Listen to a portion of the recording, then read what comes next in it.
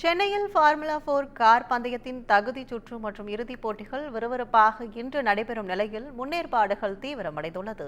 சென்னை தீவுத்திடலை சுற்றி நடைபெற்ற formula 4 car பந்தயத்தினை விளையாட்டுத்துறை அமைச்சர் உதயநிதி ஸ்டாலின் முன்னதாக தொடங்கி வைத்தார். தொடர்ந்து பயிற்சியில் ஈடுபட்ட 10 கார்கள் மின்னல் வேகத்தில் பறந்த நிலையில் 200 கிலோமீட்டர் வேகத்தில் சென்ற கார்களை பார்வையாளர்கள் உற்சாகமாக கண்டுகளித்தனர். அப்போது பல்லவன் சாலையில் காத்திருந்த பார்வையாளர்கள் கூட்ட நெரிசலில் சிக்கிய நிலையில் போலீசாருடன் தள்ளுமுழுவில் ஈடுபட்டு வாக்குவாதம் மேற்கொண்டதாக தெரிகிறது. இதைத் தொடர்ந்து அப்பகுதிகளில் பாதுகாப்பு பலப்படுத்தப்பட்டுள்ளது. இந்நிலையில் F4 பந்தயத்திற்கான தகுதி சுற்று போட்டிகளும் இதைத் தொடர்ந்து 8 சுற்றுகள் கொண்ட F4 ரேசின் பிரதான போட்டிகளும் நடைபெறுகிறது.